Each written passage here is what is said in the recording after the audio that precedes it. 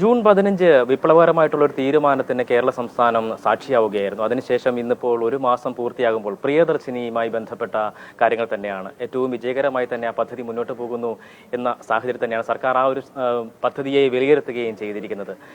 ഈ വിഷയത്തിൽ ഈ ഒരു പ്രത്യേകമായ ദിവസത്തിൽ മന്ത്രിയുടെ പ്രതികരണത്തിലേക്ക് തന്നെ പോവുകയാണ്. പ്രിയദർശിനി ഒരു ഹ്യൂജ് സക്സസ് ആണ്.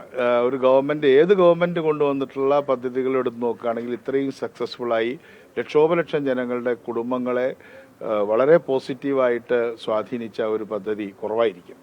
അതുകൊണ്ട് ഞങ്ങൾക്ക് വളരെ സന്തോഷവും സംതൃപ്തിയുമുണ്ട്. ജനങ്ങളുടെ കുടുംബ ബജറ്റ് മാറ്റിമറിച്ച നല്ല രീതിയിൽ മാറ്റിമറിച്ച ഒരു പദ്ധതിയാണ്.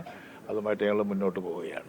പ്രതിപക്ഷം പോലും ഒരു ഘട്ടത്തിൽ ഇതിനെ അനുകൂലിക്കുന്ന നിലയിലേക്ക് കാര്യങ്ങൾ വന്നിട്ടുണ്ടല്ലോ. തീർച്ചയായിട്ടും അത് പ്രധാനപ്പെട്ട ഒരു കാര്യമാണ്. പ്രതിപക്ഷം ആദ്യത്തെ ദിവസമൊക്കെ ബഹിഷ്കരിക്കണം എന്നൊക്കെ പറഞ്ഞെങ്കിലും അസംബ്ലിയിലൊക്കെ അതിന്റെ ചില ന്യൂനതകൾ പ്രതിപക്ഷത്തിന്റെ കടമ നിർവഹിക്കുന്നതിന്റെ ഭാഗമായിട്ട് ചൂണ്ടിക്കാണിച്ചൊഴിച്ചാൽ പ്രതിപക്ഷത്തുള്ള രണ്ടുപേരും LDFും അതുപോലെ തന്നെ NDAയും പൂർണ്ണമായൊരു പിന്തുണ അങ്ങനെ പ്രഖ്യാപിച്ചിട്ടല്ല എങ്കിൽ പോലും തന്നതിൽ ഞങ്ങൾക്ക് വളരെ നന്ദിയുണ്ട്, വളരെയധികം സന്തോഷമുണ്ട്. സാമൂഹ്യ സമുദായ സംഘടനകളൊക്കെ തന്നെ ഇതിന്റെ നല്ല രീതിയിൽ കാണുകയാണ്. ഈ മലയോര മേഖലകൾ ഉൾപ്പെടെയുള്ള സ്ഥലങ്ങളിലേക്ക് വാഹനങ്ങളുടെ കുറവുണ്ട്. അപ്പോൾ അതിനെ ഏത് നിലയ്ക്കാണ് നമുക്ക് അതിനെ ഒന്ന് മുന്നോട്ട് കൊണ്ടുപോകുന്നത്? അതൊക്കെ നമുക്ക് ദീർഘകാലാടിസ്ഥാനത്തിൽ ചെയ്യാം. ഇപ്പോൾ ഒരു 5 അംഗ കമ്മിറ്റി നമ്മൾ വെച്ചിട്ടുണ്ട്. പത്മകുമാർ IPS റിട്ടയർഡ് DGP നേതൃത്വത്തിൽ. ഇതുമായി ബന്ധപ്പെട്ട ചില പ്രശ്നങ്ങൾ നിങ്ങൾ അടുത്ത ചോദ്യം ഒഴിവാക്കാൻ വേണ്ടിയാണ് ഞാൻ പറയുന്നത് ഉണ്ടായിട്ടുണ്ട്. ഇതേ റൂട്ടിലോടുന്ന സ്വകാര്യ വണ്ടികൾ, എല്ലാ വണ്ടികളും അല്ല, ഇപ്പോൾ പ്രിയദർശിനി പോകുന്ന റൂട്ടിൽ സ്വകാര്യ വണ്ടി ഇല്ലെങ്കിൽ പ്രോബ്ലം ഇല്ലോ നെയ്യാറ്റിൻകരയെ പോലെ. അപ്പോൾ അതുകൊണ്ട് അത്തരത്തിലുള്ള റൂട്ടുകൾ ഐഡന്റിഫൈ ചെയ്ത് അവരുടെ പ്രശ്നങ്ങൾ പഠിക്കാനും പരിഹരിക്കാനുമായിട്ടുള്ള ഒരു കമ്മിറ്റി 1.5 മാസം കൊണ്ട്, മാക്സിമം 6 ആഴ്ച, ഒരു മാസം കൊണ്ട് തന്നെ മിക്കവാറും തീരും.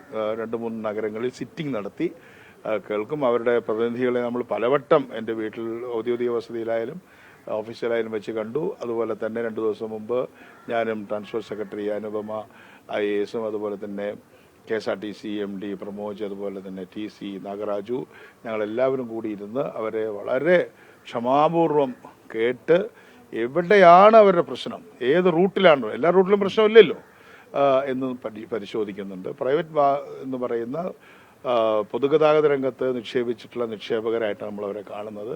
അവർക്ക് 50% ടാക്സ് ഇളവ് ചെയ്ത് കൊടുത്തിട്ടുണ്ട്. അതുപോലെ തന്നെ ഇപ്പോൾ 600 കോടി രൂപ KSRTCക്ക് ഇങ്ങനെ നൽകുകയല്ല, അത് ബജറ്ററി പ്രൊവിഷനാണ്. അത് വളരെ പ്രധാനപ്പെട്ട കാര്യമാണ്.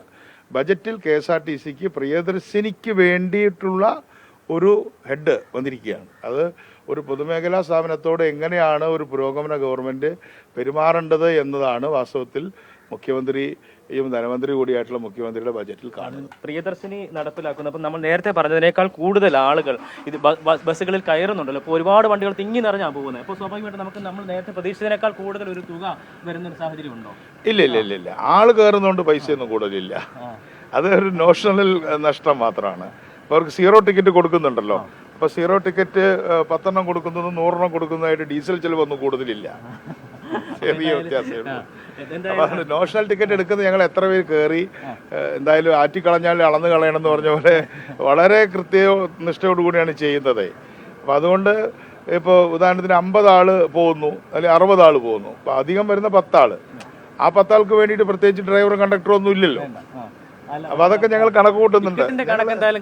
ഞങ്ങള് കരുതിയ കണക്കുകൾ തന്നെയാണ് മുന്നോട്ട് പോകുന്നത്.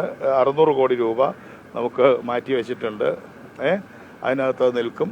അപ്പം അത് വാങ്ങിച്ചാൽ മതിയല്ലോ. പിന്നെ അത് അടുത്ത വർഷം ആകുമ്പോഴേക്കും നമുക്ക് വേറെ ഇമ്പ്രൂവ്മെൻ്റ് ഒക്കെ ഉണ്ടാക്കണമെന്ന് മുഖ്യമന്ത്രി സഭയിൽ തന്നെ പറഞ്ഞിട്ടുണ്ടല്ലോ. അപ്പോൾ എല്ലാവരും സഹകരിക്കണം. എല്ലാ സഹകരണങ്ങൾക്കും നന്ദി. എല്ലാ കക്ഷികൾക്കും പ്രതിപക്ഷ കക്ഷികൾക്കും എല്ലാം നന്ദി പറയാനും കൂടെ അവസരം ഞാൻ ഉപയോഗിക്കുക. Thank you. ക്യാമറമാൻ അഭിരാമിനൊപ്പം എബി ജോൺ തോമസ്, അമൃത ന്യൂസ്, തിരുവനന്തപുരം.